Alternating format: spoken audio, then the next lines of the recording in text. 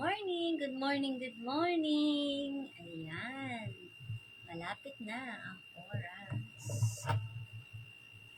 Malapit na ang 9 o'clock. Magandang buhay po sa bawat isa. Magandang morning. Ayan, sa lahat po ng nanonood ng aking live, maging sa mga manonood ng aking replay. Ayan, pati po sa YouTube. Yeah, to all my subscribers in YouTube, thank you for watching my videos. Ayan. So, ready ko lang itong aking i-share para sa bawat isa. Ayan. So, alam ko na lahat ay nakapagpahinga. Ayan. Nakapagpahinga because yesterday is the Lord's Day and everybody mga iba sa inyo we're with the family, no, and others in the church family, fellowshipping with one another, and yung mga iba naman ay naglakwatsa. Ayan. Good morning, Manilyn. Thank you for watching. Ayan. At saka yung mga salamat sa mga nag-share ng aking live, no, sa kanilang mga feed. I really appreciate that, no, and I hope and pray mas marami tayong ma-reach na mga tao para sa ganun magkaroon sila ng idea, no, at malay natin they are interested in becoming a virtual assistant. Ayan. So, bago ko umpisahan po yung i-share ko sa inyo kasi very brief lang yon. Ewan ko kung magiging brief siya kapag in-explain ko na. So, actually, meron nagpapagawa sa akin ng loyalty card. Gawa ko na to dati, pero ngayon gumawa ako ulit dahil kinailangan. So, gumagawa po ako ng mga loyalty card. I design them, I print them, and then pwede po siyang pick upin. So, just last Sunday was it? Or last Saturday, yung mga pinamili kong mga equipment, no, for, I should say equipment, tools, no, for making journals and mga pang-binding, no, dumating na. So, I'm excited with that. And then yesterday, dumating yung mga papers at saka PVC card sheets na aking in-order. Inaantay ko na lang yung mga ATM size ref magnets at saka yung mga ano ba yun, 4R yata yun na ref magnets para makagawa po ako ng mga souvenirs, no? So, yeah, sabi ko nga, I have shared it sa inyo many times that as a VA, hindi siya, kumbaga parang isa sa mga disadvantage, I should say disadvantage or hindi naman, parang cons, no, is yun nga, nakaka-burnout because of paulit-ulit na mga work, okay? So, nakaka-burnout siya. And minsan, kahit hindi yung paulit-ulit na work, yung parang figures, mga worksheets, no, na ginagawa ko, mga analysis na mga ginagawa ko. Just like right now, I am doing this competitors market list, no, using the PPC Ad Lab. Ano ko na ginagawa. Tapos siguro mga 2 weeks na, no? Pero hindi lang naman siya yung ginagawa ko each day. Kumbaga parang siya yung mahabang project on top of other things that I am doing. So may mga naka-line up ako mga task that I have to do. And then to complete my hours work, I do the PPC AdLab competitor market list. Ayan. So also on the side line, ako po ay nagtatry na mag-gather ng mga potential clients abroad, no? So, to those na pwede matulungan, no, eventually, but I hope and pray. I'm not saying that I I already have them, but what I'm saying is that, kumbaga, I hope and pray that they will agree with the terms and conditions that I have, no? And then match ko sila doon sa mga kakilala ko ng mga VAs na that underwent the training and are under my kumbaga parang under the mentoring, no? May mga iba kasi na under sa mentoring ko right now. So uh, yun ang aking prayer is mabigyan sila ng client. Ayan. So, today is day 1 ng pasukan sa STI College. That's why si Bunso ko wala na. Nag-school na siya. And I think whole day siya today. And then si panganay ko naman, ayun, start na rin siyang magtuturo ulit. So, hanggang 9 p.m. daw siya. Sabi ko naman, go, go, go lang, laban lang, anak, ayan. So, ayan, yes, manly, talagang followers, yes, let's go, gawin natin to, no? So, one of these days, kapag nakagawa na ako ng mga samples ng spiral binding, no? And also yung ref magnet na ATM size. Tapos 3R, 4R na eto na. Eto na po yung aking Microsoft To Do. Kung narinig nyo yung tunog na yun, siya po yun. Yun yung aking Microsoft To Do list. Sabi niya, post GVA quote or encouragement use buffer. O, di ba? Pag kinlik ko yung complete, magre-ring ulit. Ayan. At sabi niya, FB live streaming. Ayan. So, i-click ko na ng complete kasi nandito na tayo. Ayan. So, yeah, sa mga gusto pong magpa-print ng mga loyalty cards para sa inyong mga businesses, I am doing them on a very cheap amount, no? Bigyan nyo lang po ako ng gagawin. Kumbaga parang ang presyohan ko is presyo materialis lang. Para lang meron akong gawin aside from my daily work, task, no, na ginagawa. And then,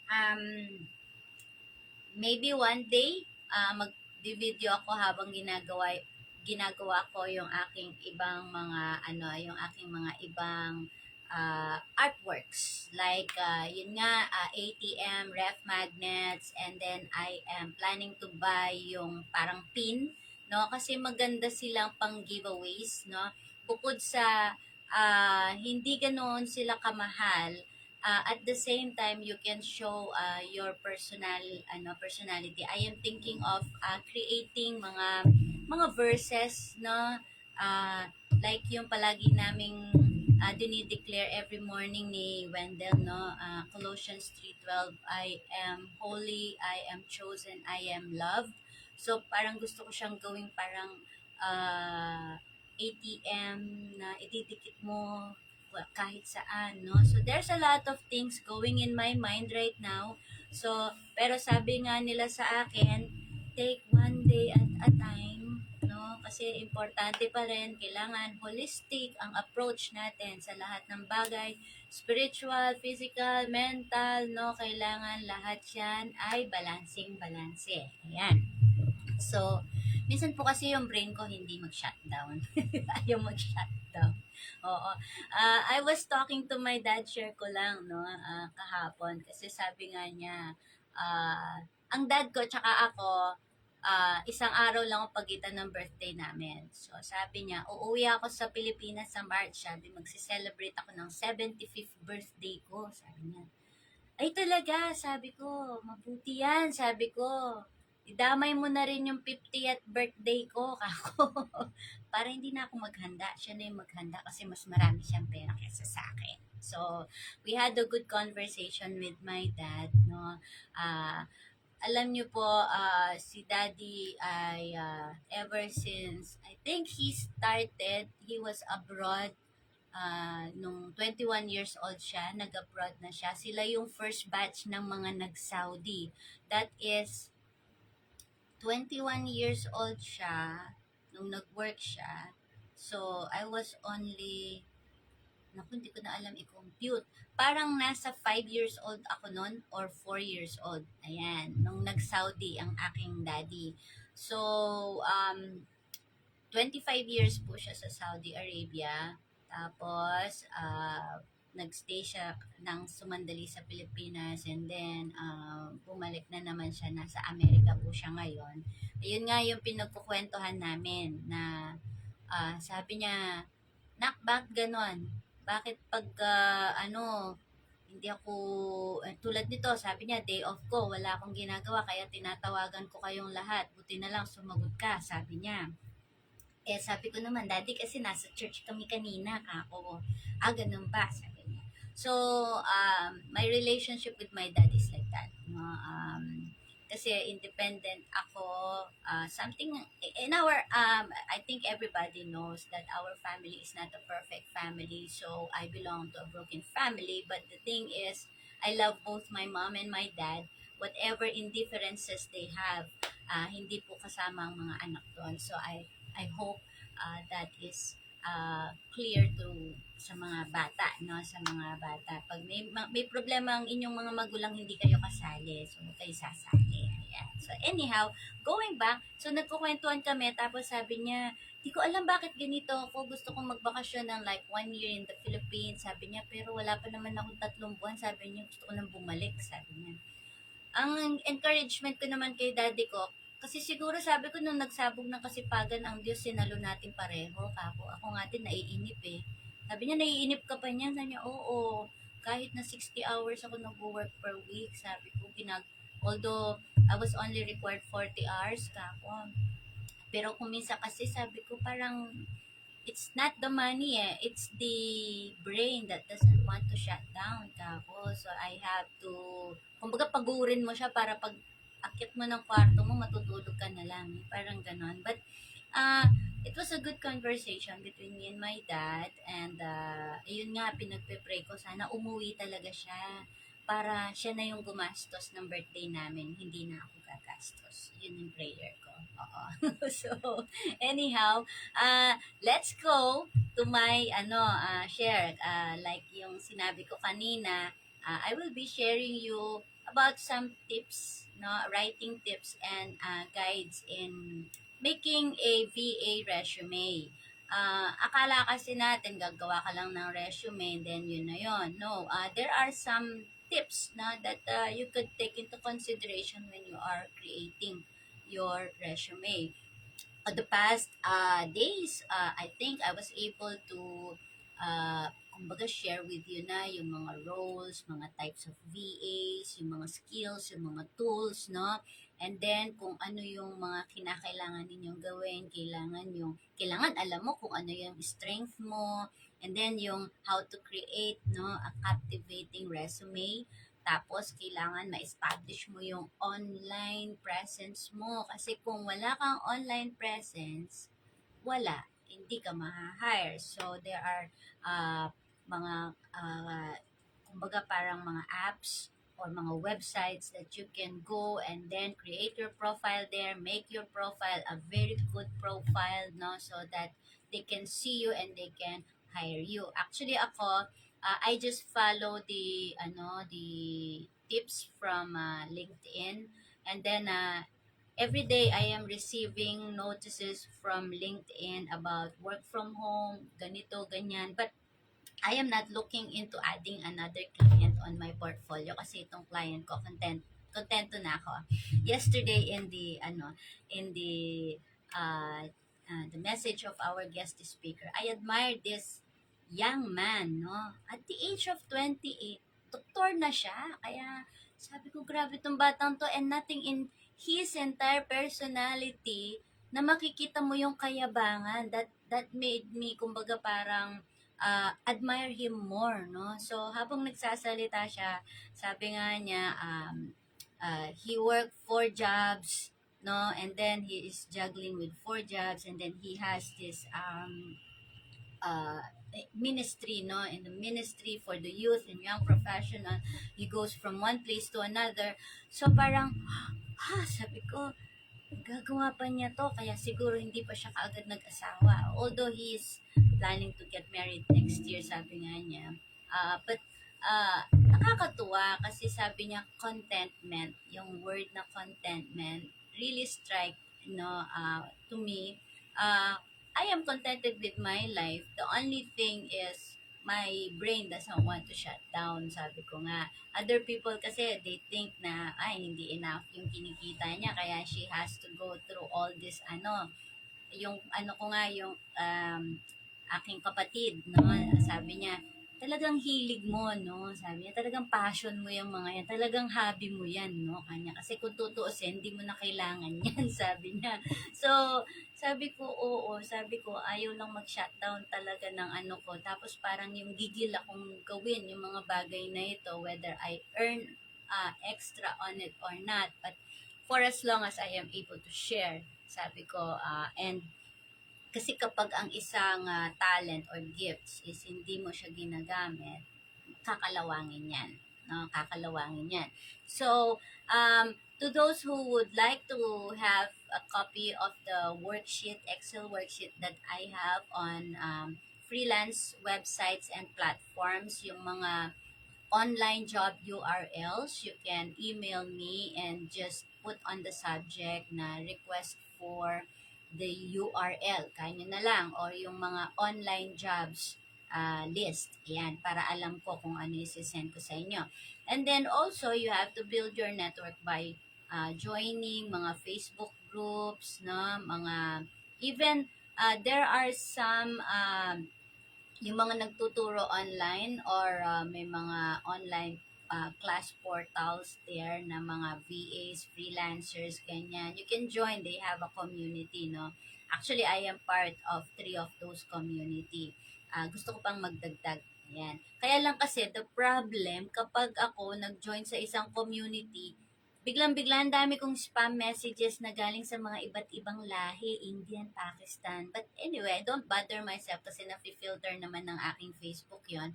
Dinidelete ko na lang sila. Ayan. At saka binablock.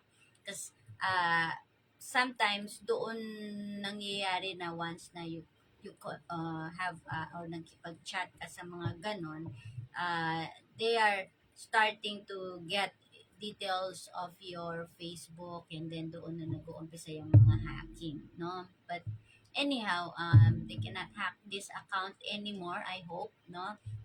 Lagi kong pinagpe-prayan kasi there was my first Facebook was hacked, no? And then hindi ko na talaga siya na-retrieve, and I have about 5,000 friends over there.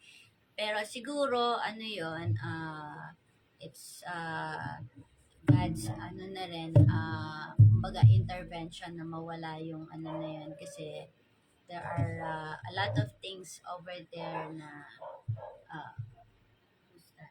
I think that's my husband. But anyhow, so anyway, going back, last time then my sister's Facebook was hacked, so I was able to retrieve it. No,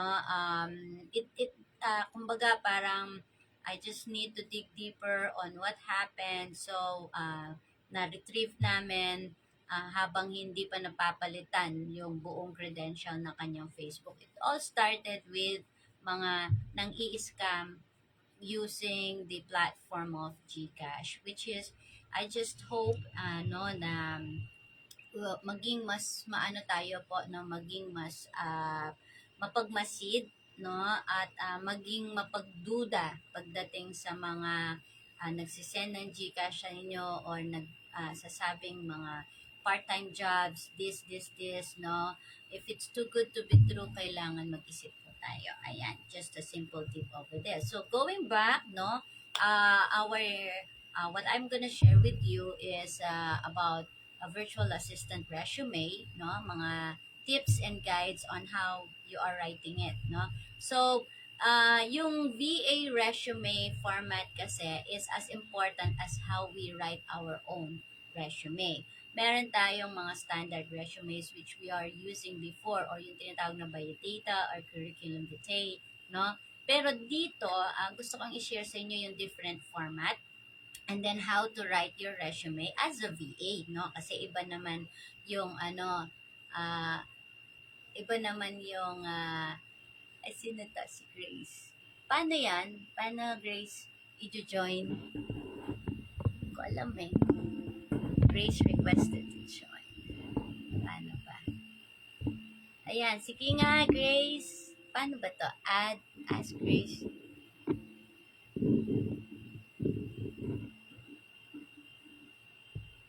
Tingnan ko nga. Try lang, ina-add ko si Grace dito sa live.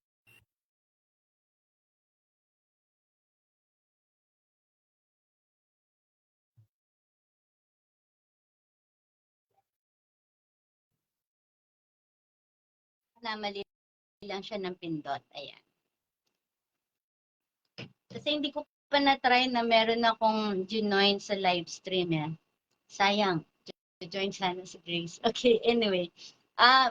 So, also, may mga resume layouts or hack na pwede nating i-follow, no? Sa mga resumes ngayon, normally the margin should be 1 inch, no? Top, left, right, and bottom, 1 inch. Pero kung hindi kakayanin, pwede namang half. Huwag lang yung very narrow, no? Baka naman mamaya magmukha siyang newsprint na or magmukha siyang dyaryo, no? And then, you can use bullet points, no? Para sa ganon, mas lalong klaro, especially if you are, kumbaga, okay, it's okay. Thank you, Grace. Yeah, thank you for tuning in. Ayan. So, then, you have to make your resume heading, no? Yung sa taas na clear. Ayan. So, may mga sections ang isang resume, no? I hope I can show you. Ayan. Show ko na lang. Ayan. Okay. Ayan. Pwede sigurong ganyan. Ayan. So, hahawakan ko na lang yung cellphone ko. Okay. So, may mga, may mga section ng ating resume. Okay. So, the first section is the header. So, alin yung header? Ayan. Ito yung nakapoint dito. Header yan. Normally, nilalagay natin sa header is yung name natin. Okay. Ayan siya sa taas. Okay. And then, yung contact info. Ayon, yung cellphone number, yung address, and then yung iyong professional email. So, why did we say professional email, no? Kasi merong mga iba nagki-create ng email na halimbawa yung mga Iron Man. Ayan, no? Kasi nga yun ang gusto niyang na siya si Iron Man or idol siguro niya si Iron Man. O kaya ako dati ang ginamit ko is Wonder Woman. Hindi siya Wonder Woman eh. Wonder Woman. Women na mother pa, no? So yun ang kinreate ko dati. Pero although I'm still using that email, pero nagnegosyo kasi ako noon ng mga, kung alam niyo yung paggawa ng mga liquid laundry detergent soap, mga dishwashing liquid, mga sabon-sabon na ganun, pinasok ko rin po iyon. Ayan, para sa kaalaman ng nakakarami. Ayan. So, pasensya na kayo, medyo malikot po yung camera ko kasi habang nagsasalita ako, tinutok ko siya sa aking computer. Ayan. So, siguro lalayo ako. Ayan. So, ayan po siya. Yun yung header. Okay? So, header contains the contact information. Your name. Kailangan malaki yung name mo. And then, ako, I put the position I am trying to apply dito. Okay? So, para pag nakita nila, immediately, they know that I am applying for a position as a general virtual assistant. Or kung gusto kong palitan yan para mag-level up naman ako, I will put SEO analyst or SEO specialist or SEO whatever position that you wanted, no? Tapos, kailangan meron kang tinatawag na summary. Ayan. Yung summary, no, it has to be a brief resume summary or objective, no, highlighting 2 or 3 administrative, no, relevant skills, experience, or accomplishments. Okay? So, ayun po yung aking summary. Ayan. Ganyan po siya. So, basahin ko lang. Sabi ko, highly talented, detail-oriented. So, those are the words, no? Take note of the words talented, detail-oriented, general virtual assistant with 10 plus years of experience providing exceptional administrative support to executives and entrepreneurs. So, ensuring projects are completed on time and with extreme confidentiality. Strive in fast-paced virtual environments following established procedures and practices to exceed all client expectations. Experience in creating an effective, organized environment to focus time on providing top-level client support, resolving issues, and developing connections to ensure loyalty and growth. Technologically savvy, adapt at utilizing various communication and collaboration tools. So, dun pa lang, kumbaga, it's a summary of your experience and also your skills. So, make it like as short as possible, pero dapat nandoon siya lahat, no? So, that alone, no? That alone is a hireable, ano na, kumbaga mag-iisip na yung ano mo, interesting applicant. Ayan. So, number 3, medyo nangangati yung aking lalamunan. Kailangan ko ng Coke. Ayan. So, number 3 is the skills naman. Eto siya. Now, napansin ko that most of the VAs, they are using itong mga to na paano kaya nagagawa yan? Ayan, matuturo natin yan dun sa Canva kapag i-design. Kasi ito, this resume was designed in Canva. No? Actually, makikita nyo tong template na to kay Canva. So, before I forget, nakalimutan ko, dapat pala may picture. Ayan. Yung pinakamagandang picture na may buhay na picture. Kung pwede professional. Pero ako kasi gusto ko yung cute. Ayan. Kasi cute ako dyan eh. Hindi na. Now medyo nakakatakot na. Okay. So anyhow, so dito sa skills, I called it expertise or skills. Pwede rin siyang palitan as skills dito. Tapos nakalagay dyan, ito ineme ko lang ito. Na hindi ko pa inedit talaga ito. I think I did this last year. Last year ba or yeah, early this year I mean. So para lang may maipakita ako. So social media management, graphics design, organizational skills, project management, and customer service. Although I'm not that much in organizational skills. I mean, and in customer service, I mean. So, yung aking graphics design has to be edited para sa ganon is mas maging ano siya, maging accurate. So, eventually, I will be editing this resume, ano. So, okay, wait lang po. At nang istorbo yung aking husband dahil nasa labas siya na pag-utusan ko. Ay, nagpapaalam siya. I'm at the shed, o di ba? Okay. Ganyan po yung aking husband kapag umaalis. Kasi alam ko pupunta lang siya doon sa Eftañedo, inutusan kong ipagawa niya yung sapatos ko. Ngayon nagpaalam siya, I'm at the shed kanya. Okay. So anyhow, going back, okay, at may tumatawag.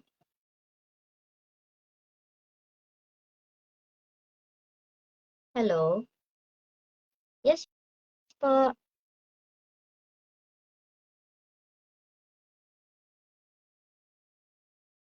Um,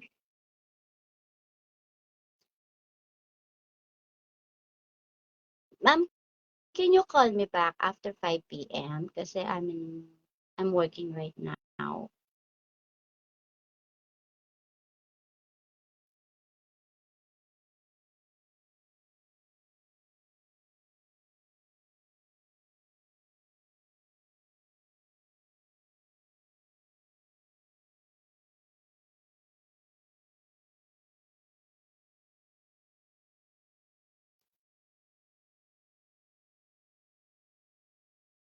Anyway, may tumawag. Hindi ko alam patayin yung iPhone ko.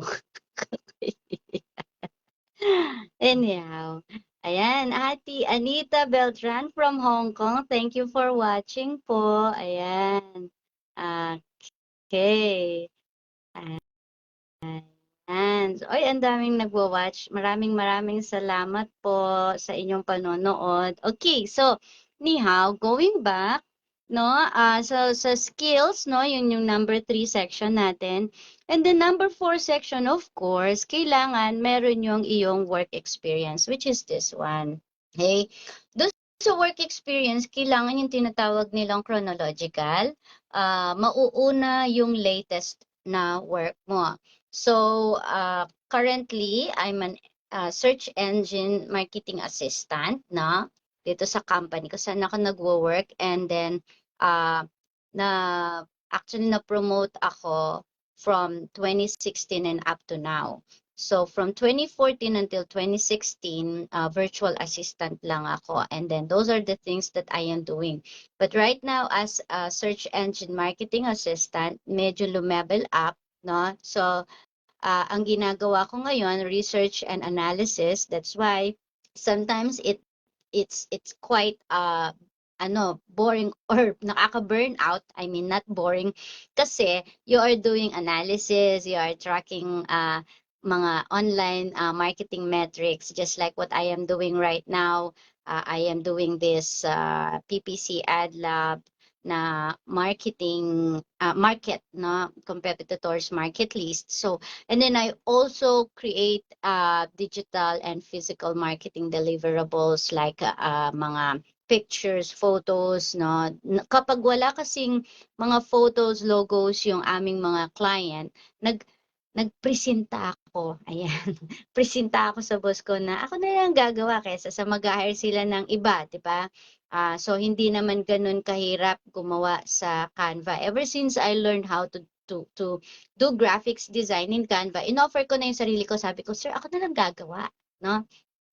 Eh di, mas nagustuhan pa nila kasi alam ko na yung mundong ginagalawan namin. It means to say, alam ko na yung business, alam ko na yung mga dapat na mga images na kailangan kong ma-generate. Kaya sabi nila, okay, Jenny, you do this one for the client. They want this color. So, ganun ang ginagawa ko. And then I also do search engine optimization, no, which is analyzing the websites for any issues. So I'm also implementing effective changes and assisting with the development of new content, no. So I do content writing on a side. Kapag kailangan lang, hindi naman everyday yon kailangan. So let's say in 6 months time, ayan, meron silang pinapagawang project sa akin which is all about content writing and content curation. So ginagawa ko din 'yon. Magaganda lang yung term or yung ibig ko sabihin yung very technical lang yung term if you hear them like content writing, content curation. Pero madali lang po siyang gawin. Hindi mo kailangan maging dalubhasang-dalubhasa na sa English kasi meron naman tayong mga ginagamit na mga tools. Merong mga Jarvis.ai tools, no? Meron ngang Spinbot, nakita ko the other day, Spinbot, no? Merong Killbot na mga tools. So, these things are the tools that are being used right now to kumbaga parang simplify the jobs of the virtual world, no? So, number 5 is mga supporting education section. So, eto na siya. Yung iyong edukasyon, nandito siya. Okay? You can, itong mga itong mga sections na to, you can interchange them however you want it. Pero ako kasi, mas prefer ko itong format na to kasi makikita na nila kaagad ano yung natapos ko. Tapos, also, there is additional mga certifications ko down there, no? And then you can also add additional sections kung kakasya pa, no? Pero pag hindi na, it's fine.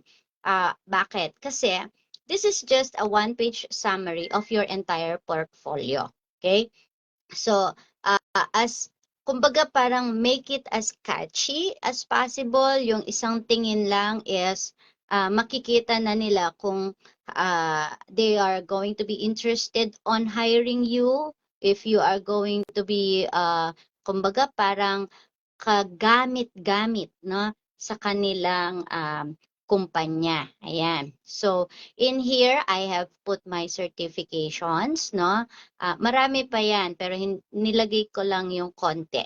Okay? So, there's a lot of certifications that I have, and you can check my website portfolio on that para mas meron kayong idea. Now, paano ba natin anong tawag nito? Paano ba tayo paano natin isusulat yung resume summary? If you notice, ito yung resume summary ko. Alright? So, ito yung resume summary ko. Kanina yung binasa ko.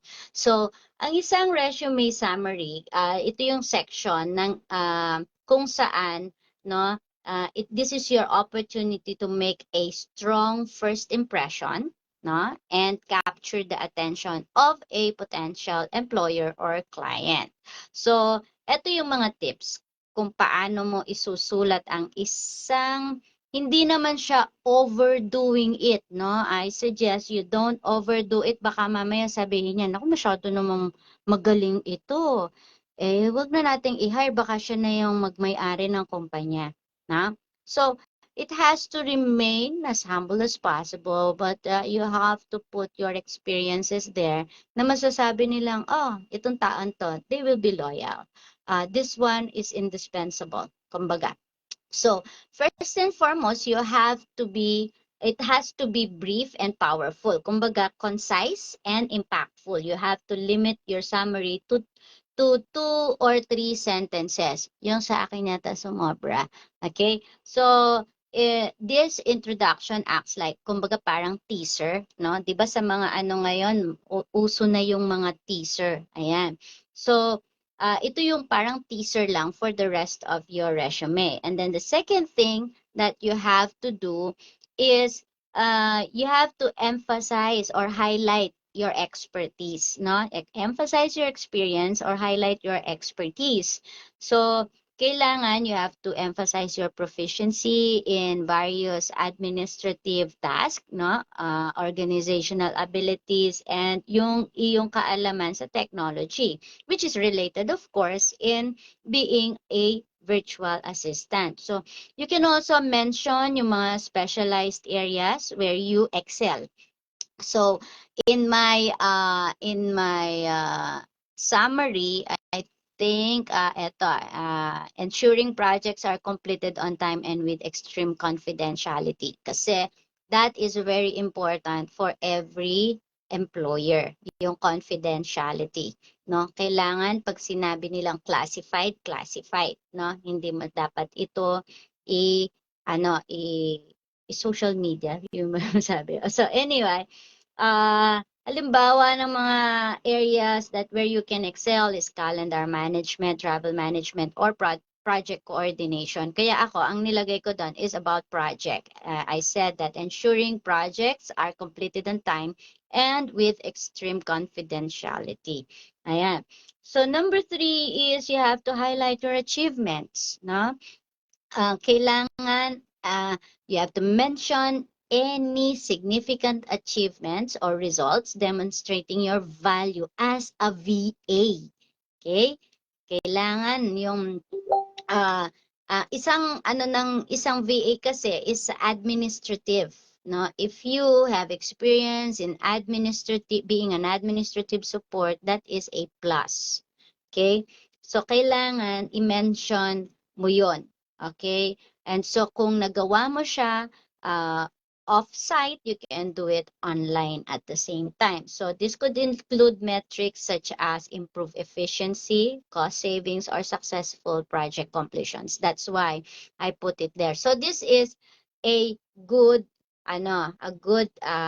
summary that you can put on your resume. And then this one naman is medyo hindi siya ganoon ka-detailed or hindi siya ganoon ka-catchy, na nakalagay nga detail-oriented virtual assistant with strong organizational skills, able to multitask and work independently. Parang generalize siya. Okay? So, yung kumbaga parang the very tip that I could give you is the resume summary, no? Works best if you have over 3 years of experience. Okay, so try the resume objective if you're a first-time job seeker. So kung hindi ka pa experienced na isang VA, okay, instead of resume summary, ilalagay mo objective. Okay, so yung objective ang ilagay mo kung ikaw ay freelancer or halimbawa you are transitioning from you are transitioning to remote work or work from home. So itong alternative na to, it pitches your transferable skills and downplays your lack of digital administrative experience. So at least kung wala ka pang experience as a VA, you use objective. Kasi ako, when I submitted my resume, siyempre wala pa to, no? 10 years ago, wala pa yan. So what I have in my previous resume is objective. Okay? So dun ko sila, kumbaga, ano yon ang tawag doon, dun ako nagpabibo sa objective na nilagay ko. And then, ito yung example ng isang objective. Ayan. To secure an entry-level virtual assistant position where I can apply my exceptional organizational and communication skills to provide efficient administrative support, contribute to team productivity, and enhance overall operational effectiveness. Ito po. Ayan. Yan po ang effective na objective. Actually, yan yung objective na nilagay ko sa akin noon, 10 years ago, kaya ako na-hire ng company na to. So, work history naman, pagdating naman sa work history, no, kailangan i-provide mo yung valuable opportunity to showcase your professional experience, na tapos demonstrate your skills as a VA. So what are the things that we have to take into consideration?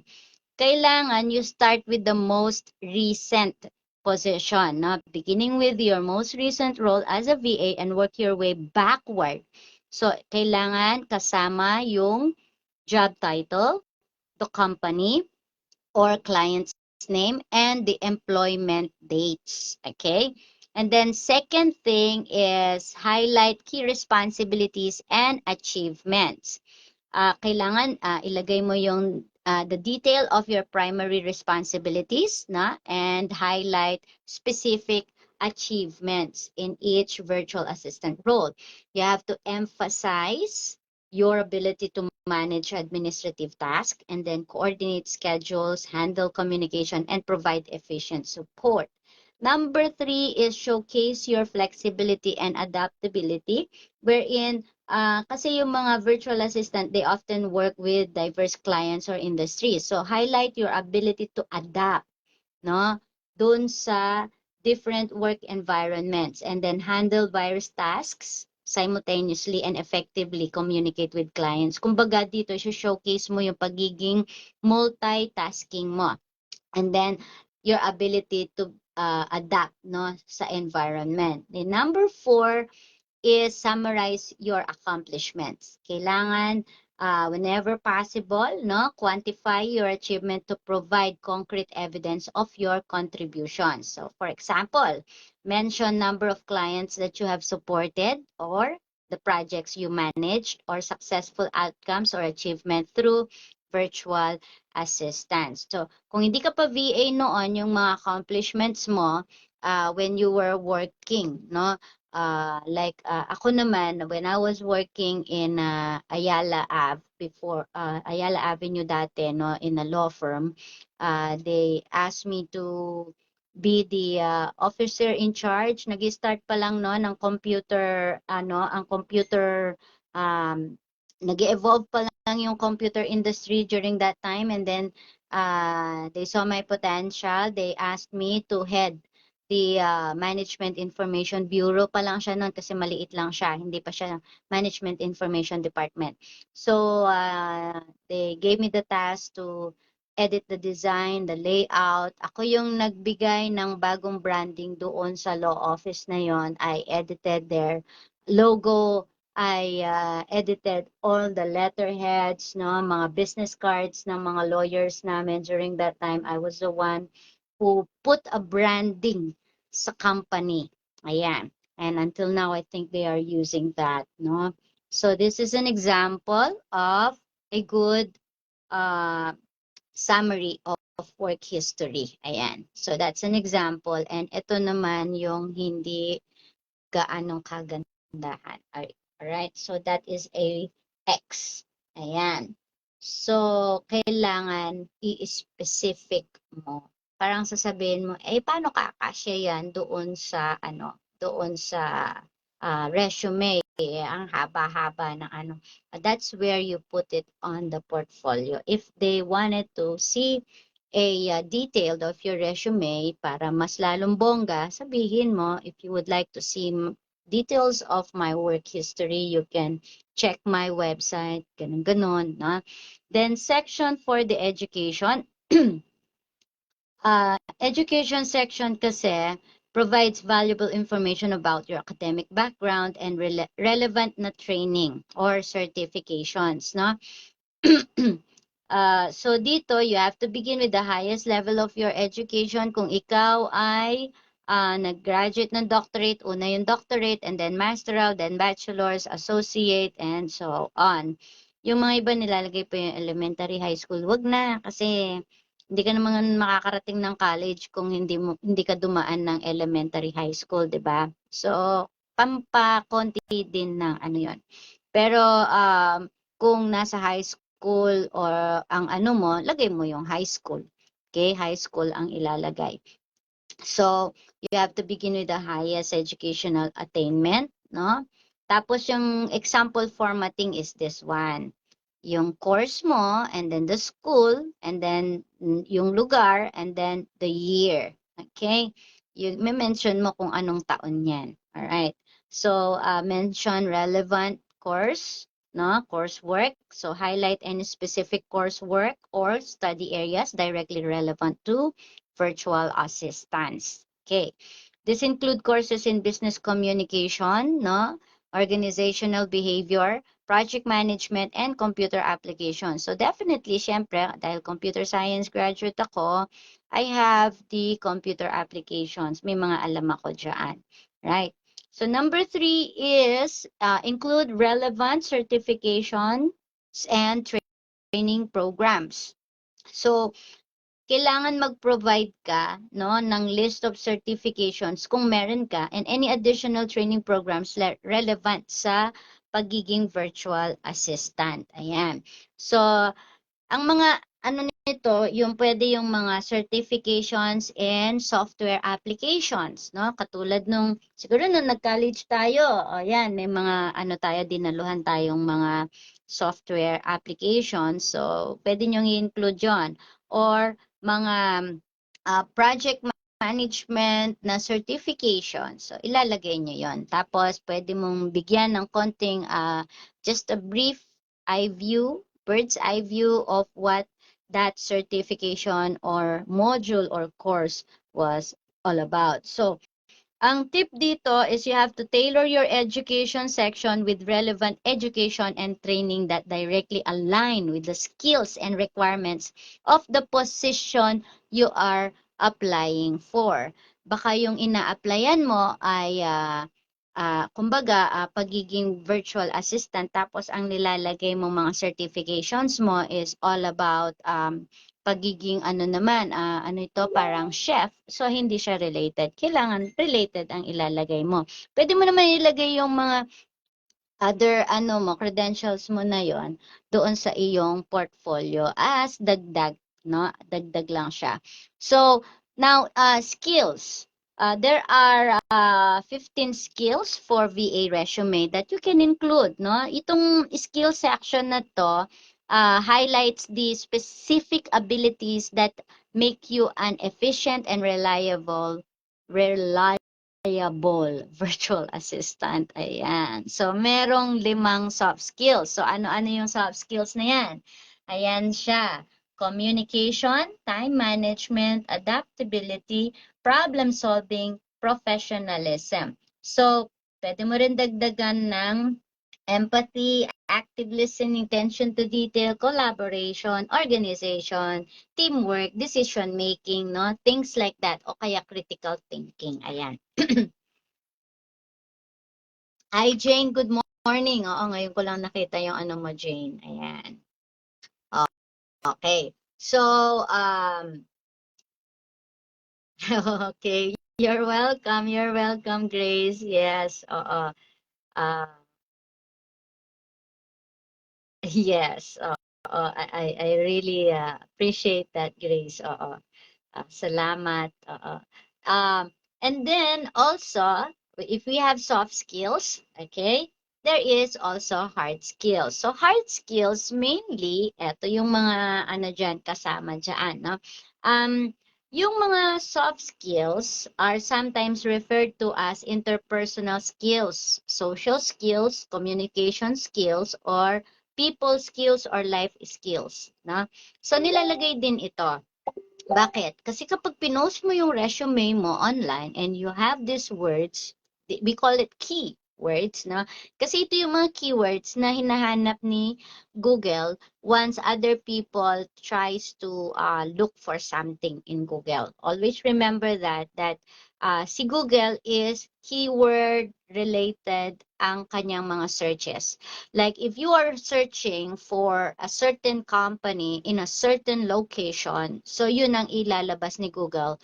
The top 10 people on the first page of Google ang ipapakita niya sa iyo.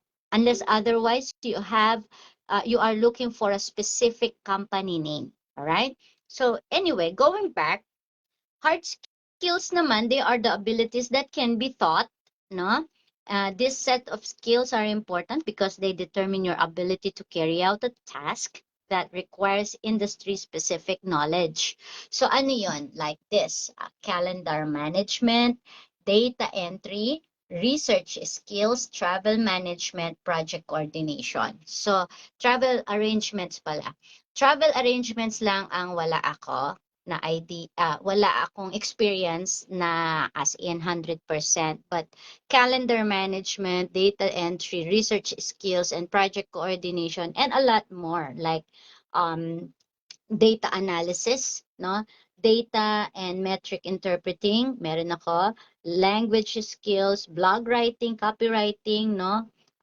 Proposal writing, marketing skills, conversion rate optimization, or yung what we call CRO, email marketing, sales, at tapos yung photography, hindi gaano, hindi nga ako marunong mawak ng camera.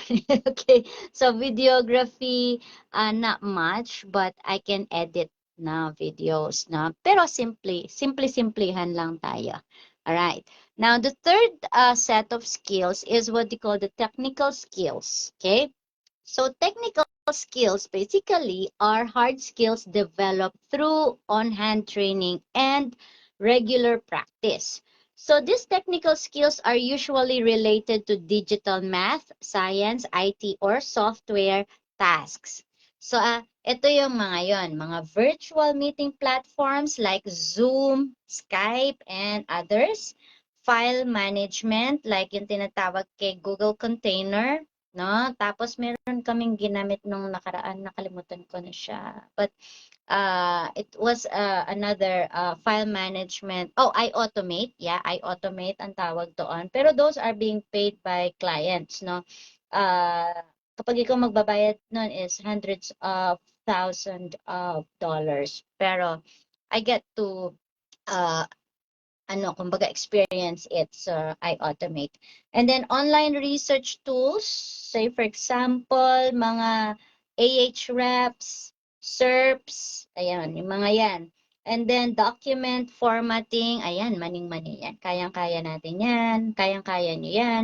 Email management, of course, you already know that those who attended the training under my coaching, meron ng idea about email management, no? And then virtual meeting platforms, that will be very easy for you because right now Zoom is being used in most of the most courses are teaching, no, right now. Pati yung Google Meet, no. Ako kasi mas gusto ko si Zoom, not really into Google Meet, na kasi mas nasanay na siguro ako sa kanya. So, 3 reasons to list your technical skills on resume include, of course, specific technical skills, prove you have the knowledge and confidence to do the job. Okay? Kasi kapag minention mo tong mga to, nangangahulugan lang na meron ka kapasidad na gawin yung trabaho na kinakailangan ng isang company.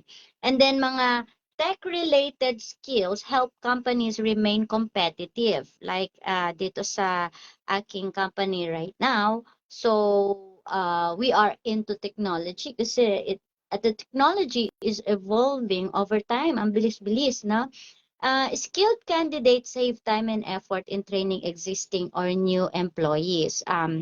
That's the reason why siguro ako is nagtagal dito sa industriyang ito at sa company na ito because madali akong turuan, no? And as I always say that for me, learning and earning at the same time is the priority. Kumbaga, I love to learn new things and talagang I will dig deeper on those things, no? That's one of the kumbaga parang attribute na meron ako.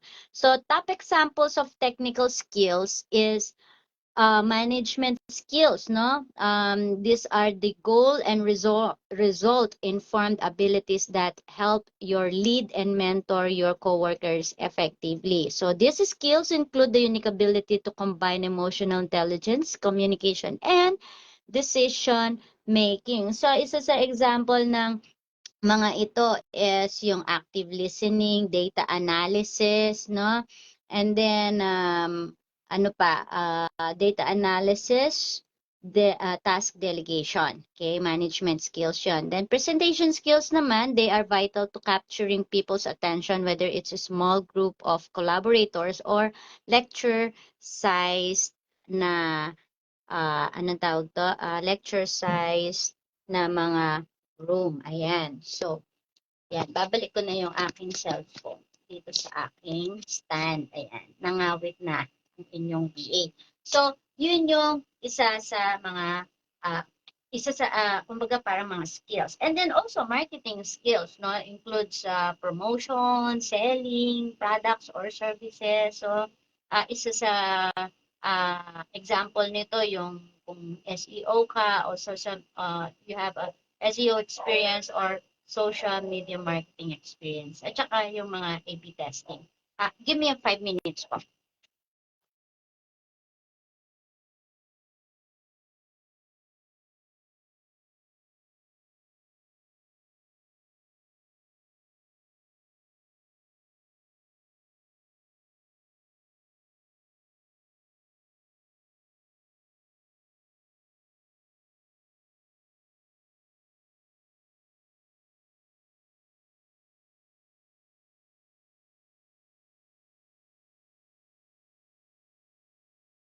Okay, pasensya na po. Dumating yung mga tubig. Ay, nasaan na? Jaco! Nawala rin si Jaco. Lumabas ako, nawala rin si Jaco. Ayan. So, number 3 is, number 4 pala, computer skills, no?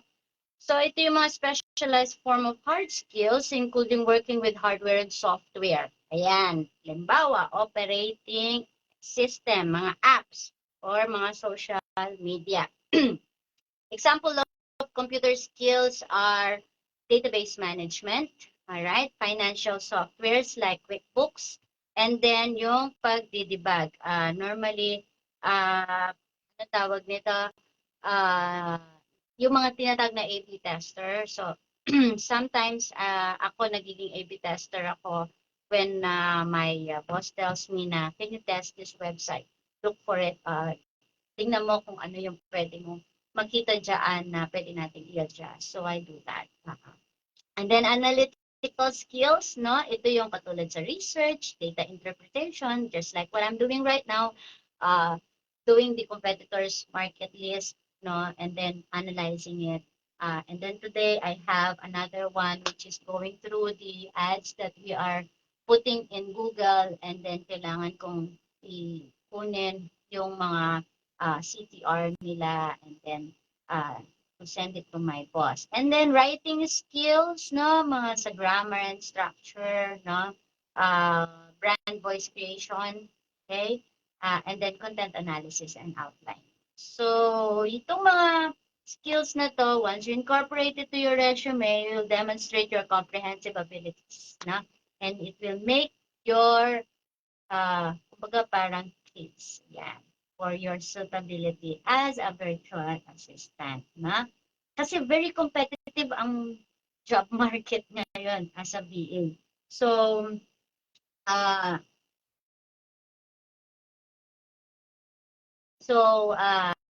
yeah, nanganak po yung aking pamangkin. Yan, baby girl. So, it's her second baby. Nung isang araw pa siya nagle-labor pero hindi maintindihan kung bakit hindi pa lumalabas. So praise God, this morning lumabas na yung aming munting prinsesa sa family. Pamangkin ko nanganak na. Alright. God bless her. And God bless the akong babae naman ngayon. Alright. So, I would like to give you like a few action verbs, no? These are powerful tools that can improve your VACV, no?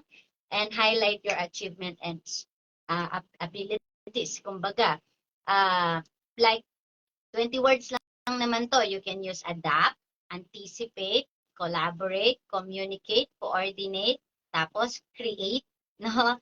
And then delegate, asa na yun? Delegate, document, efficiently manage, execute, facilitate, implement, multitask, organize, prioritize, streamline, support, troubleshoot, update, and utilize. So those are the top action verbs that you can incorporate on your resume para sa ganoon is mas malalong maging maganda ang iyong resume. And once you post your resume in the website, all right, or say for example you are doing your profile in LinkedIn and you use these words, wag mo naman gamitin lahat at wag mo naman siyang uulit-ulitin na parang hindi na siya it's not making any sense anymore, no? Maybe you can choose a few of them, no, and then put it into words, no. You can check yung aking summary, so you have at least an idea. All right. So additional sections in your resume can include like certification, no? And then mga professional development if you have, mga awards and achievements. And then if you volunteered in some mga volunteer experiences, you can put that as well, no? Language proficiency, okay?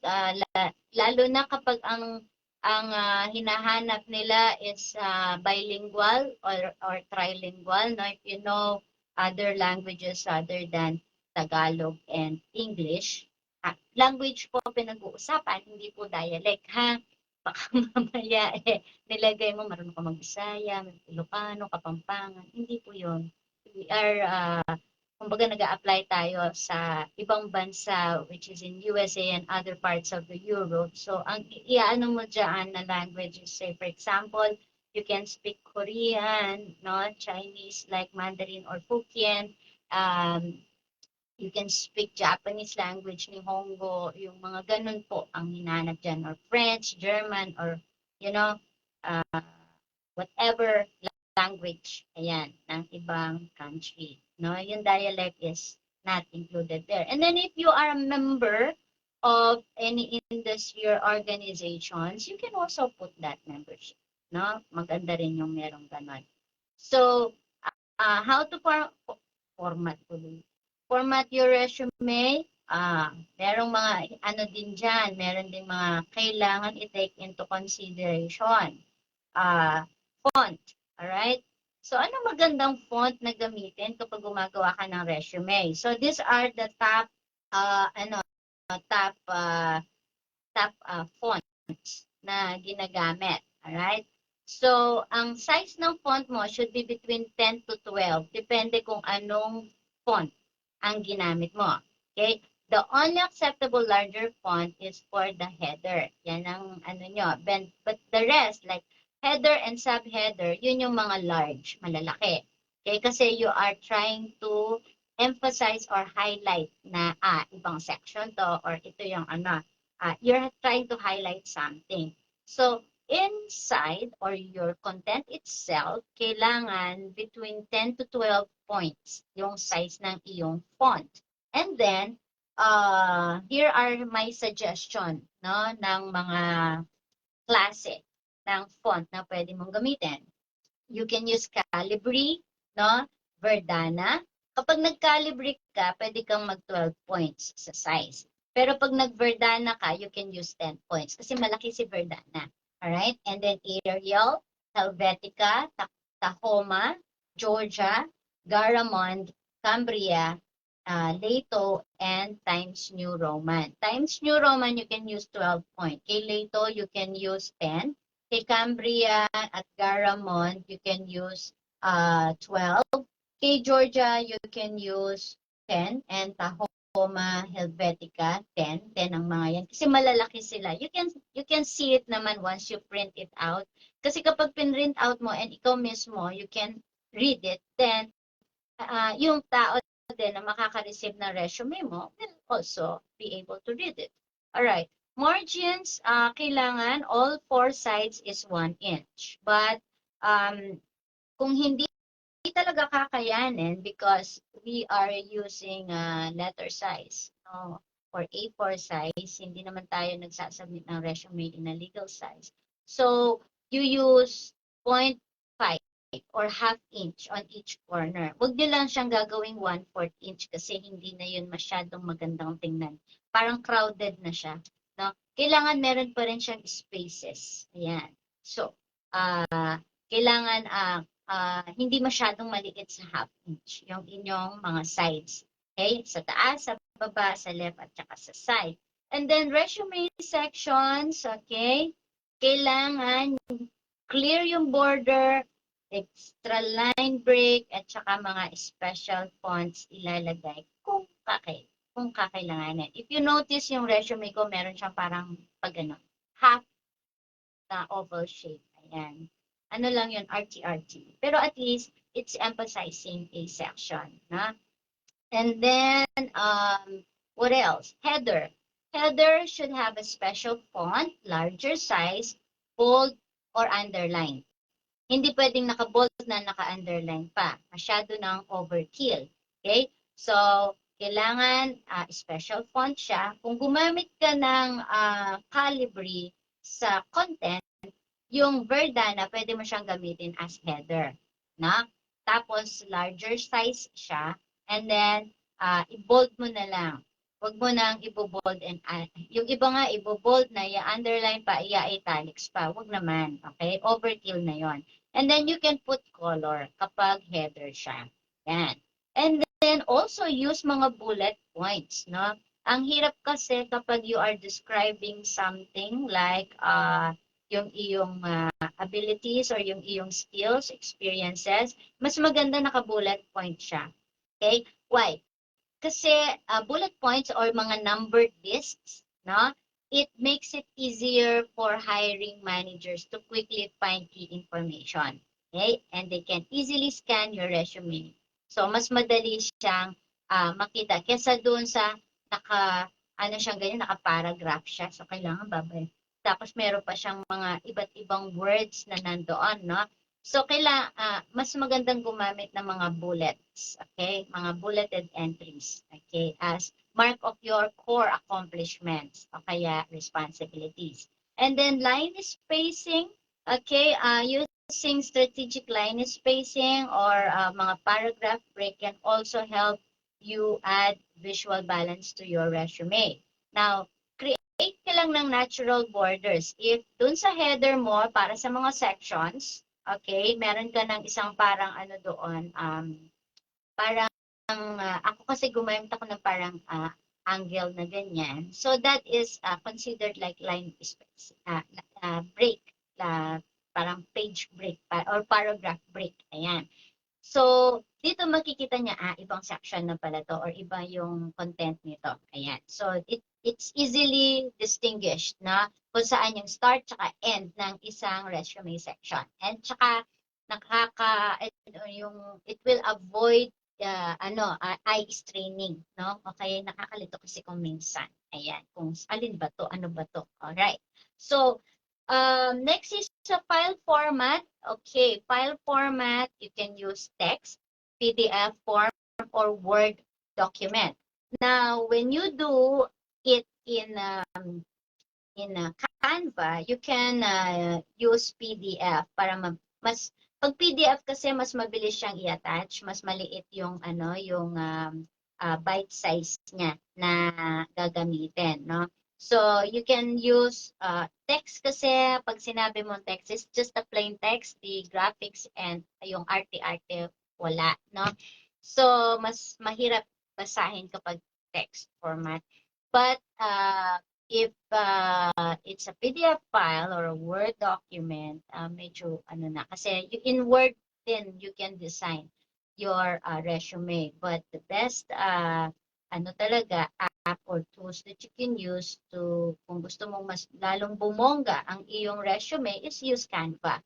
Okay? So resume format, there are different formats that you can adapt, no? Meron yung tinatawag na chronological format na klase ng resume. Ano yung chronological? It is known as the experience-based, no? Which is best for seasoned professionals. If you have 10 years of consistent experience in a certain field, ito yung magandang format na gamitin mo, the chronological. In my resume is a chronological resume format, na kasi nga 10 years of experience na ako dito sa industriyang ito. Hindi ito recommended for entry level or mid level na mga workers kasi recent career or yung mga palundag-lundag, mga short term jobs, tapos yung mga may frequent work gaps, no, hindi ito kasi hindi makikita yung consistency mo. So if you have more than 10 years of experience, same company, and then in the same field, no, then you can use the chronological type of or form of resume. Next is what they call the functional, or which is also known as the skill-based resume. This is it is best for mga fresh graduates, okay? Mga returning to the workforce, okay? Yung mga katulad ko, matagal akong hindi nakapagtrabaho, I think about 2-3 years, no?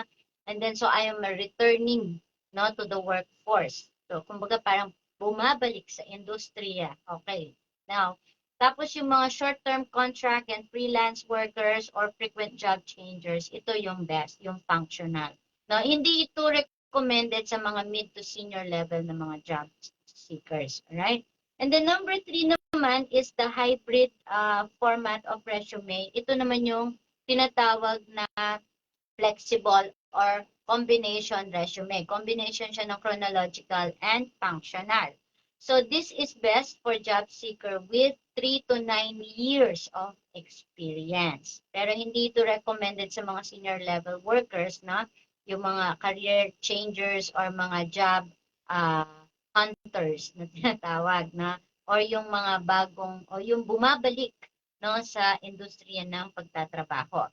So the best resume format does 3 crucial things on your job search. Okay, number 1, it helps you score well on applicant tracking systems. Kung meron ginagamit na ATS ang mga yan.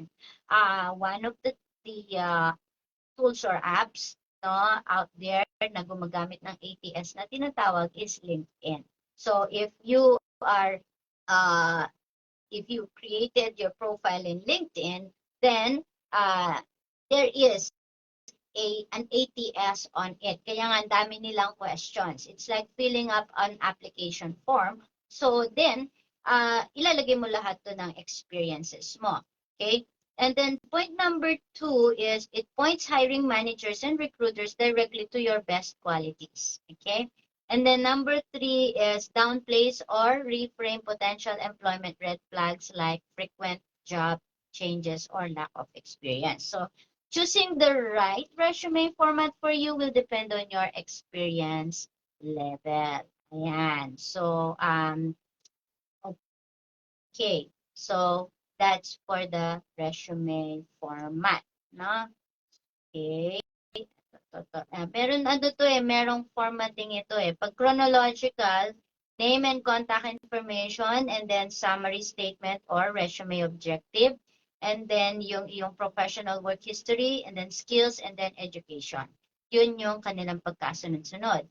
Now, if you're using the functional na resume format, andyan yung name and contact info, of course, summary statement or resume objective, and then summary of qualifications. Ayun, yun yung naiba. Summary of your qualifications, your professional skills, work history, education, and then kung meron kang additional optional sections like mga digital skills mo, general skills mo, additional skills, and so on.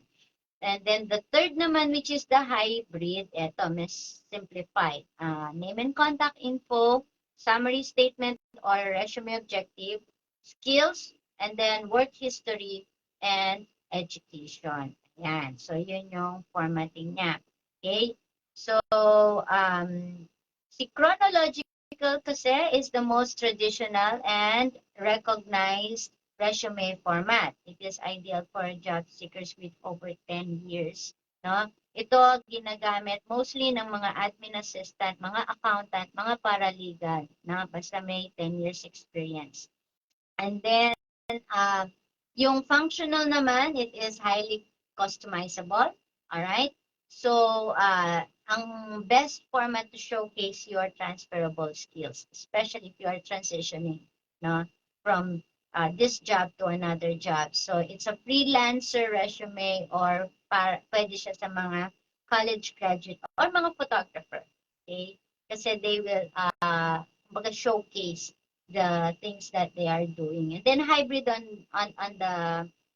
the side naman, yung hybrid is it's organized to highlight both your skills and work history.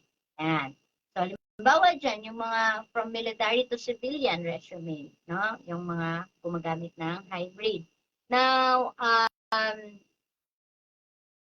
ayun, sobra na pala tayo sa time. I would love to share yung About Me page, no? Pero bukas ko na lang siya i-share. Ayan, kasi we're already more than 1 hour. Mabilis lang naman ito. Bukas ko na lang siya i-share para sa ganun, meron kayong ma-look forward to. Yan. So, bukas i-share ko yan. Say, okay.